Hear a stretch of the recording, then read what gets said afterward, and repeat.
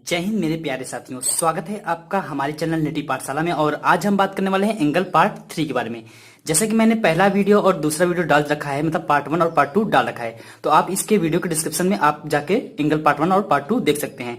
यह video friends exam के point of view से बहुत ही महत्वपूर्ण होने वाला है। तो आइए वीडियो को स्टार्ट करते हैं और जानते हैं इसके कॉन्सेप्ट के बारे में। चूंकि यार कॉन्सेप्ट इज पावर, तो पहला है हमारा संगत कोण, जिसे इंग्लिश में क्या कहते हैं, करस्पॉन्डिंग एंगल। अब ये जो संगत कोण है ना फ्रेंड्स, ये जो दो स्टार पॉइंट्स है, इन्हीं पर निर्भर करता है, यानी कि स्थिति और दिशा के ऊपर, स्थिति और दिशा के ऊपर में। लेकिन यहाँ पे हम लोग हर लोगों की तरह नहीं सीखेंगे, यहाँ पे कुछ यूनिक चीज सीखेंगे। बहुत सारे लोग बताते हैं कि यार इसको ना, ये जो स्थिति और दिशा होता है वो ईस्ट वेस्ट नॉर्थ साउथ के हिसाब से बताते हैं, लेकिन मैं यहाँ आपके दोनों हाथों यानी left hand and right hand के सहायता से हम लोग इसको सीखेंगे। तो आइए पहले हम लोग फिगर को देखते हैं। फिगर में क्या है फ्रेंड्स, मान लीजिए कोई M एक समांतर रेखा है और दूसरा एक N समांतर रेखा है, और उसको एक L जो एक है रेखा है, तिर्यक रेखा है, दो पॉइंट को काट रही है, एक यहाँ पे और एक यहाँ पे। अब देखिए फ्रेंड्स, यहाँ पे भी एंगल बनेंगे, यहाँ पे भी एंगल बनेगा और यहाँ पे भी एंगल बनेगा। अब देखिए, अगर मैंने इतना का कोण लिया तो मान लीजिए मैंने इतना को एक अंग मान लिया, इसको दूसरा कोण मान लिया, और इतने को तीसरा कोण, इतने को चौथा कोण। इसी तरह यहाँ पे इसको पांचवा कोण, इसको छठवां, इसको सतवां और इसको आठवां। अब देखिए फ्रेंड्स कि यहाँ पे हम लोग संगत कोण देखेंगे कैसे। जैसे हमको अगर कोई पूछे कि यार एक का संगत कोण क्या होगा, या फिर फ्रेंड्स पूछे कि दो का संगत कोण क्या होगा, तीन का क्या होगा, चार का होगा, तो आइए हम लोग देखते हैं। स्थिति और दिशा आपको यही इंपॉर्टेंट बताना रहा है कि स्थिति जो होता है, संगत कोण का स्थिति जो होता है वो समान होता है और दिशा भी समान होती है। मीन्स फ्रेंड्स, अगर हम एंगल 1 को देखें, एंगल 1 के देखें, तो ये जो समांतर रेखा हमारा यम है इसके ऊपर साइड है, और एल जो है हमारा तिर्यक रेखा है इसके दाहिने साइड है। इसी तरह हम लोग दूसरे रेखा पे, दूसरे समांतर रेखा यानी एन समांतर रेखा पे भी देखेंगे कि जो इसके ऊपर, मतलब एन समांतर रेखा के ऊपर हो और वो किस साइड हो, दाहिने साइड हो, तो हमारा कौन सा है फ्रेंड्स, वो 5 है। इसका मतलब अगर कोई पूछे कि एक कोण 1 का संगत कोण क्या होगा, तो फ्रेंड्स क्या होगा, कोण 1 का संगत कोण कोण 5 होगा। उसी तरह दूसरे को देखते हैं फ्रेंड्स, यहां पे दूसरा कोण जो है इसके क्या है, एल रेखा के बाईं तरफ है और एम रेखा के अप साइड में है। तो आइए देखते हैं एन रेखा के अप साइड और एल रेखा के बाएं साइड। तो यहां देखे हैं, यहां कोण 6 है, इसका मतलब कोण 2 का संगत कोण जो होगा वो कोण 6 होगा। इसी तरह कोण 3 का संगत कोण फ्रेंड्स होगा, कोण 3 का संगत कोण क्या होगा फ्रेंड्स, कोण 7 होगा, और कोण 4 का संगत कोण फ्रेंड्स कोण 8 होगा। आइए हम लोग देखते हैं अगला, एकांतर कोण, अल्टरनेट एंगल। अब यहां पे हम लोग एकांतर कोण को 2 भागों में डिवाइड करके पढ़ते हैं। पहला है हमारा एकांतर अंतः कोण, इंटीरियर एंगल, दूसरा है एकांतर बाह्य कोण, एक्सटीरियर एंगल। देखिए फ्रेंड्स, ये फिगर जो है वो समान है, मतलब एकदम बराबर है, वो संगत कोण जैसे वाला फिगर था वैसे ही है, लेकिन यहाँ पे कोण अलग है। तो आइए पहले देखते हैं कि एकांतर अंतः कोण क्या है। मतलब फ्रेंड्स, ये जो हमारी एम और एन जो समांतर रेखाएं हैं, अगर इनके अंदर की बात की जाए, मतलब इन दोनों रेखाओं के अंदर की जो कोण है वो हमारे एकांतर अंतः कोण है। यानी अगर कोण 3 की बात की जाए, कोण 4 की बात की जाए, कोण 5 की बात की जाए और कोण 6 की बात की जाए, तो ये सब, ये कोण 3, कोण 4, कोण 5 और कोण 6, ये दोनों रेखाओं के बीच में है, तो इनको हम लोग एकांतर अंतः कोण कहेंगे, यानी कि इंटीरियर एंगल। अगर बात की जाए एकांतर बाह्य कोण की फ्रेंड्स, तो मतलब इन दो रेखाओं के जो ऊपर साइड में, यानी ये इसके दोनों के जो बाहर साइड में जो कोण है उनको हम लोग क्या कहेंगे, एक्सटीरियर एंगल। यानी कि कोण 1 हमारा, कोण 2, कोण 7 और कोण 8, ये हमारा एक्सटीरियर एंगल है, यानी कि एकांतर बाह्य कोण। अगर अब बात की जाए फ्रेंड्स कि एकांतर कोण, एकांतर कोण का जो स्थिति और दिशा होता है, तो वो फ्रेंड्स क्या होता है, विपरीत होता है। क्या होता है, विपरीत, यानी स्थिति और दिशा दोनों विपरीत होता है। संगत कोण में क्या था फ्रेंड्स, समान था। अब यहां विपरीत होने का मतलब क्या है फ्रेंड्स, अगर मैं बात करूं कि कोण 1 का एकांतर कोण क्या होगा, कोण 1 का एकांतर कोण, कोण 2 का एकांतर कोण, कोण 3 का एकांतर कोण और कोण 4 का एकांतर कोण। यहां देखिए फ्रेंड्स, ध्यान से देखिएगा, जो पिछला संगत कोण था उसी से थोड़ा सा भिन्न है। बस आपको समझना क्या है, यहां पे अगर मैं इस एम रेखा की बात करूं तो इसके अप साइड में है कोण 1 और एल रेखा के दाहिने साइड है। अब इसके दिशा और स्थिति विपरीत का मतलब ये है कि अब हम जो यन वाले रेखा पे देखेंगे, अगर ये यम रेखा के ऊपर साइड था तो यम रेखा का हम लोग नीचे साइड देखेंगे। किस कहां देखेंगे फ्रेंड्स?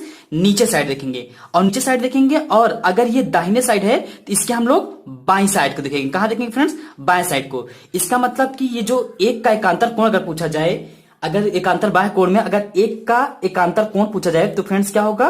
कोण 7 होगा। उसी तरह अगर कोण 2 का एकांतर कोण पूछा जाए तो फ्रेंड्स क्या होगा? कोण 8। यानी कोण 2 का एकांतर बाह्य कोण क्या होगा?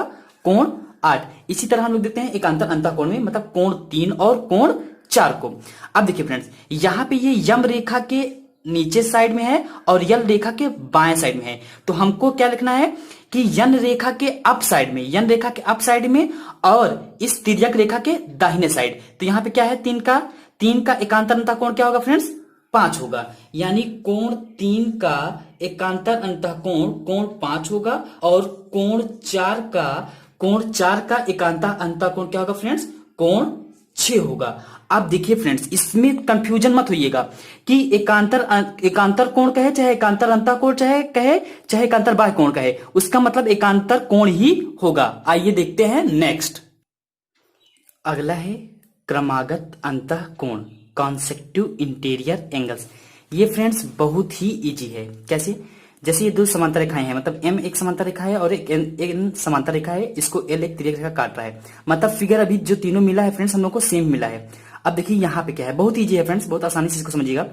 यहाँ पे जो एंगल बन रहा है, मान लीजिए मैं इसको 1 मान ले रहा हूँ, और इसको यहाँ पे 2 मान ले रहा हूँ, और इसको यहाँ पे 3 मान ले रहा हूँ, इसको इतने को और इतने को मैं 4 मान ले रहा हूँ।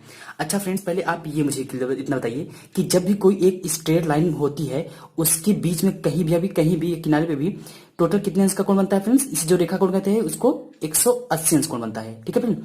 यानी अगर एक प्रकार से ये कहा जाए कि कोण अगर एक और कोण को 2 जोड़ा जाए, कोण 1 और कोण 2 को जोड़ा जाए तो क्या होगा फ्रेंड्स? 180 अंश होगा। उसी प्रकार यहाँ कोण 3 और कोण 4 को जोड़ेंगे तो 180 अंश होगा। लेकिन क्रमागत अंतः कोण क्या कहता है? ये तो आपकी एक ये वाली रेखा वाली प्रॉपर्टी आपको शो कर गई। ये आपको एक प्रॉपर्टी और बताती है कि जब भी कभी दो समांतर रेखाओं को एक एल तिर्यक रेखा काटेगा ना फ्रेंड्स, तो यहाँ मतलब ये जो कोण 1 बन रहा है, मतलब कोण ये 1 और ये कोण 3, अगर कोण 1 और कोण 3 को अगर जोड़ेंगे फ्रेंड्स तब भी 180 अंश ही मिलेगा हमको। उसी प्रकार कोण 2 और कोण 4 को अगर हम लोग जोड़ेंगे फ्रेंड्स तब भी हमको कितने मिलेगा? 180 अंश। मतलब क्रमागत अंतः कोण में केवल इतनी सी प्रॉपर्टी है फ्रेंड्स कि कोण 1 और प्लस कोण 3 बराबर 180 अंश, और कोण 2 प्लस कोण 4 बराबर 180 अंश। यहाँ पे मैंने एक एक्स्ट्रा पॉइंट ये बताया फ्रेंड्स कि मैंने अपने एक रेखा वाले वीडियो में बता दिया है, एक कोण वाले वीडियो में, कि रेखा कोण जो होता है 180 अंश होता है। आपको पता है फ्रेंड्स, ये एक समांतर रेखा है और इसके बीच में कितना बनेगा? 180 अंश। अगर ये कुछ पता रहे तो ये अपने आप निकल आएगा, ये पता रहे तो ये निकल आएगा। लेकिन इसमें क्रमागत अंतः कोण में क्या सीखा हमने कि इनका सम भी, मतलब इनका योग भी 180 अंश होता है और इसका भी योग भी 180 अंश होता है। आइए देखते हैं नेक्स्ट। शीर्षाभिमुख कोण, वर्टिकली अपोजिट एंगल्स। ये भी फ्रेंड्स बहुत ही इजी है। कैसे? जिन लोगों ने हमारा लाइन वाला वीडियो देखा है उनको तो ये पता चल जाएगा कि कौन सी रेखाएं हैं। फिर भी मैं बता देता हूं फ्रेंड्स कि ये प्रतिच्छेदी रेखाएं हैं। कहने का मतलब ये है कि जब दो रेखाएं किसी एक पॉइंट पे, मान लीजिए जीरो पे, यानी कि ओ, या मान लीजिए ओ पे ये प्रतिच्छेद कर रही हैं, तो जो कोण ये होगा फ्रेंड्स, ये वाला और ये इसके सामने वाला, इसको हम लोग शीर्षाभिमुख कोण कहेंगे। उसी प्रकार ये वाला और ये वाला भी शीर्षाभिमुख कोण होगा। आइए हम इसको कोण में दर्शा देते हैं। मान लीजिए मैंने इस लाइन को ए बी मान लिया और इसको मान लिया सी डी। तो कहने का मतलब ये हुआ फ्रेंड्स कि कोण डी ओ बी बराबर कोण ए ओ सी। उसी प्रकार फ्रेंड्स कोण ए ओ डी बराबर फ्रेंड्स कोण सी ओ बी। आइए देखते हैं नेक्स्ट। कोणों का एक रैखिक युग्म, लीनियर पेयर ऑफ एंगल्स। इसको हम पहले से ही फ्रेंड्स रेखा कोण के माध्यम से हम लोग जान चुके हैं कि किसी भी एक सीधी रेखा को जब कोई डिवाइड करता है या फिर ऐसे ही फ्रेंड्स ये कितने अंश का होता है, 180 अंश होता है। उसी प्रकार ये है फ्रेंड्स, मतलब कि अगर कोई एक रेखा है, ए बी रेखा है और ओ बिंदु पर कोई सी रेखा इसको काट रही है, तो कहने मतलब ये दोनों जो पेयर होंगे, ये वाला एंगल और ये वाला जो एंगल होगा वो एक कोण का एक रैखिक युग्म होगा, ये कोणों का एक रैखिक युग्म होगा। आइए देखते हैं नेक्स्ट, आसन्न कोण, एडजेसेंट एंगल्स। यहां मैंने इसका डिफिनेशन इसलिए लिखा है फ्रेंड्स क्योंकि ये बहुत ही कंफ्यूजन वाला कोण है फ्रेंड्स, इसलिए मैंने, आप अगर इसके डिफिनेशन को पढ़ेंगे ना फ्रेंड्स, परिभाषा को पढ़ेंगे, आपको खुद समझ में आ जाएगा कि यार ये कह क्या रहा है। इसलिए मैंने इसका फिगर पहले से ही डिराइव कर रखा है ताकि आपको समझाने में मुझे आसानी से महसूस हो।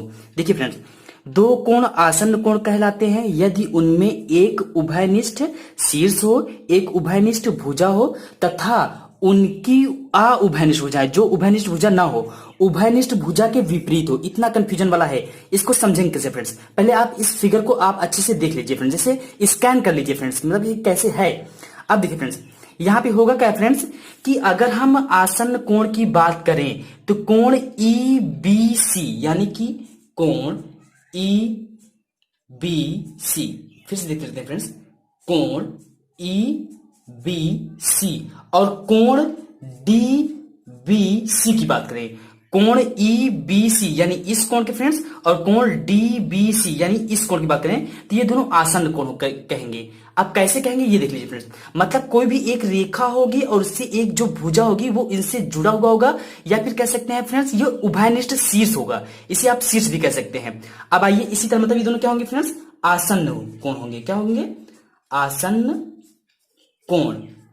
इसी तरह हम लोग फ्रेंड्स ये कह सकते हैं कि कोण, ध्यान देखिएगा फ्रेंड्स, आप वहां फिगर पे ध्यान देखिएगा फ्रेंड्स, कोण DBC, कोण DBC मतलब ये कोण फ्रेंड्स, और कोण DBA, कोण DBA मतलब ये वाला कोण फ्रेंड्स और ये वाला कोण भी आसन्न कोण होंगे फ्रेंड्स, आसन्न कोण होंगे।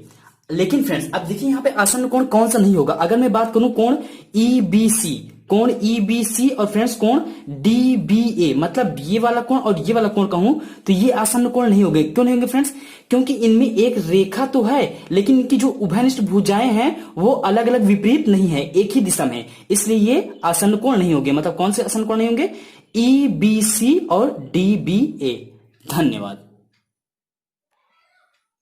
अगर आप चाहते हैं फ्रेंड्स कि इन सभी कोणों से के जो एग्जाम्पल बनते हैं, मतलब कैसे किस प्रकार के प्रश्न एग्जाम में आते हैं, तो आप हमें कमेंट जरूर करिएगा, जिससे हमको आसानी पड़े कि आपको कैसा कैसा एग्जाम में जो जितने भी प्रश्न इससे रिलेटेड आए हैं सारे प्रश्न आपसे चर्चा हो जाएगी। धन्यवाद।